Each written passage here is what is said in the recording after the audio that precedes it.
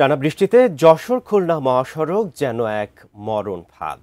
বৃষ্টি হলে কাদা আর রোদে ওড়ে ধুলার ঝড়।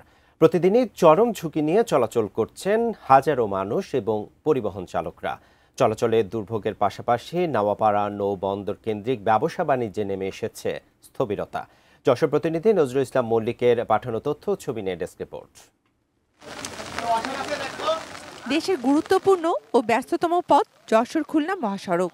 বেনাপোল স্থলবন্দর, নোয়াপাড়া নদী বন্দর, মোংলা বন্দর, ভোমরা স্থলবন্দরের সাথে যোগাযোগের প্রধান সড়ক এটি। এ পথে প্রতিদিন হাজার হাজার পণ্যবাহী যানবাহন চলাচল করে। 2017 সাল থেকে কয়েক দফা সংস্কার করা হয়েছে সড়কটির। তবে অবস্থা দেখে বোঝা যায় কতটা কাজে এসেছে তা। টাইলক্স টয়লেট ক্লিনার, যার অ্যান্টিব্যাকটেরিয়াল এজেন্ট টয়লেটের কোনায় কোনায় পৌঁছে 99% জীবাণু ধ্বংস করে। ভুক্তভোগী চালক ও স্থানীয়দের অভিযোগ, বৃষ্টির পর সড়ক কাদায় একাকার হয়ে যায়। নিয়মিত সড়কটি দিয়ে ট্রলি, বাম্পার এবং ট্রাকের মাধ্যমে মাটি ও বালি বহন করা হয়। এসব অবৈধ যানবাহন থেকে পড়ে থাকা মাটি ও বালি রোদের সময় ধুলায় এবং বৃষ্টিতে কাদায় পরিণত হয়ে সড়কটিকে করে তুলেছে দুর্ঘটনার ফাঁদ।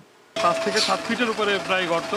কিছু কিছু জায়গায় তো মানুষ হাঁটাচলাও করতে পারতেছে না, এমন অবস্থা। রাত 3টার দিকে এখানে আসছে, এখনো এখানে পড়ে রয়েছে। একটা গাড়ি পার হইতে 2-3 ঘন্টা করে সময় লাগতেছে। গাড়ির প্রচণ্ড দুর্ঘটনা, রাস্তাঘাট খারাপ হওয়ার জন্য রাস্তাঘাটে গাড়িগুলো পড়ে থাকছে। এমন পরিস্থিতিতে ক্ষতিগ্রস্ত ব্যবসায়ীরাও। চলাচলে দুর্ভোগ তৈরি হওয়ার পাশাপাশি নোয়াপাড়া নৌবন্দর কেন্দ্রিক ব্যবসা বাণিজ্যে স্থবিরতা নেমে এসেছে। ভরা মৌসুমেও ব্যাহত হচ্ছে সার সরবরাহ। দেশের 70% সার এখান থেকে পরিবহন হয়ে থাকে এবং এই সারটি সময় মতো না গেলে দেশে খাদ্য সংকট দেখা দেবে, কৃষকরা সময় মতো সার পাবে না, সারের সংকট দেখা দেবে। এই সড়কটি সংস্কার না হওয়ার কারণে আমাদের নবলার ব্যবসা বাণিজ্য মুখ থুবড়ে পড়েছে। দ্রুত এর সমাধান করে সঠিক ব্যবস্থা গ্রহণ করা কর্তৃপক্ষ, আমি মনে করি যে দ্রুত সমাধান করা উচিত। বরাবরের মতোই সড়ক বিভাগের দাবি, সংস্কার কাজ চলমান রয়েছে। শিগগিরই এই সমস্যার সমাধান হবে।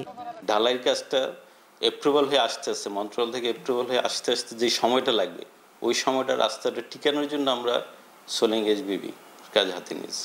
আশা করছি আগামী 1 থেকে 1.5 বছর লাগবে। Shakil Aziz, desk report, ATN news.